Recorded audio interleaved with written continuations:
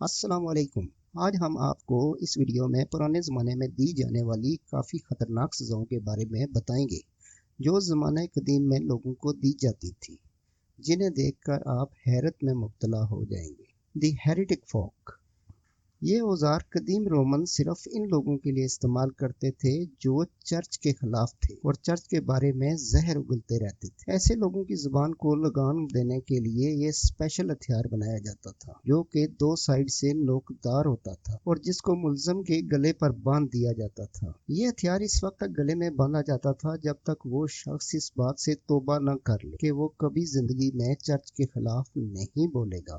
دی جوڈاس cradle, قدیم زمانے میں ٹارچر کا ایک یہ طریقہ بھی رہا ہے کہ جس شخص کو ٹارچر کیا جاتا تھا اس کو رسیوں سے باندھ کر ہوا میں اٹھا کر ایک ایسے تکون نما آلے پر بٹھا دیا جاتا تھا جس کی نوک بہت تیز ہوتی تھی۔ پھر ٹارچر کرنے والے لوگ رسی کو اوپر نیچے کر کے اس شخص کو شدید اذیت دیتے تھے اور یہ اذیت تب تک دی جاتی تھی جب تک ملزم مکمل طور پر اپنی زندگی میں کیے گئے تمام گناہوں سے توبہ نہ کر لے۔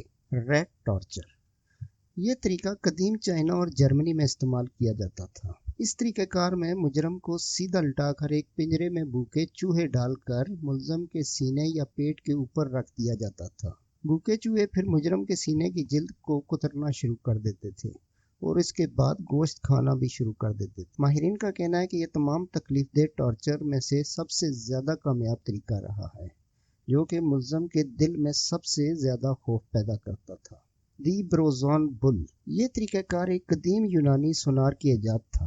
حاکم وقت سونار سے ایک پیتل کا بیل تیار کرواتا تھا جس کے درمیان انسان کے سما جانے کی گنجائش ہوتی تھی۔ جیسا کہ آپ اس قدیم پینٹنگ میں بھی دیکھ سکتے ہیں کہ ملزم کو بیل کے پیٹ میں ڈال کر بند کر دیا جاتا تھا اور نیچے سے آگ بھڑکا دی جاتی۔ پیتل گرم ہونے کی وجہ سے مجرم چیخیں مارتا تھا۔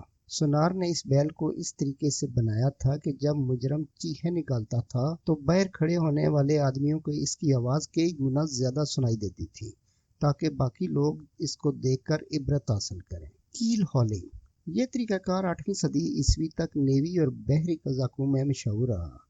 اس طریقہ کار میں ملزم کو رسی سے باندھ کر کشتی سے نیچے باندھ دیا جاتا تھا اور لمبے وقت تک سمندر میں اسی طرح مجرم کو تیزی کے ساتھ گھسیٹا جاتا تھا جس سے ملزم کی جلد شدید زخمی ہو جاتی تھی اور اترنا شروع ہو جاتی تھی اور بعض اوقات مجرم کسی بھوکے شارک کی خوراک بھی بن جایا کرتا تھا۔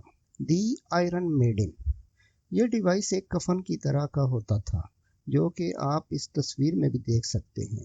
آئرن کے بنے ہوئے اس اسٹیچو میں ایک انسان کے کھڑا ہونے کی گنجائش بنائی جاتی تھی۔ جس شخص کو سزا دینی ہوتی تھی اس کو اس اسٹیچو میں کھڑا کر کے بند کر دیا جاتا تھا۔ اس کے علاوہ اسٹیچو میں نوکدار کیل بھی ہوا کرتے تھے جو کہ ملزم کو معمولی حرکت پر شدید تکلیف دیتے تھے۔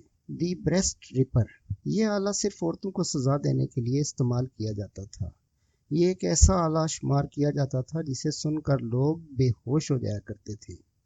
اس طریقہ کار میں ملزم عورت کو سب سے پہلے دیوار کے ساتھ باندھ دیا جاتا تھا، پھر اس کے بعد اس آلے کے ذریعے ملزم عورت کے بریسٹ کو پکڑ کر جسم سے الگ کر دیا جاتا تھا۔ دی بوٹس ٹارچر، اس طریقہ کار میں ملزم کی ٹانگوں پر لکڑی اور لوہے سے بنے بوٹس چڑھا دیے جاتے تھے اور دونوں ٹانگوں کے درمیان بھی لکڑی کے ٹکڑے ڈال دیے جاتے تھے۔ اس طرح ملزم کے دونوں ہاتھوں کو بھی باندھ دیا جاتا تھا۔ پھر ایک جلاد بھاری ہتھوڑے سے پوری قوت کے ساتھ ضرب لگاتا تھا جو کہ ملزم کے لیے نہایت تکلیف دہ عمل ہوتا تھا۔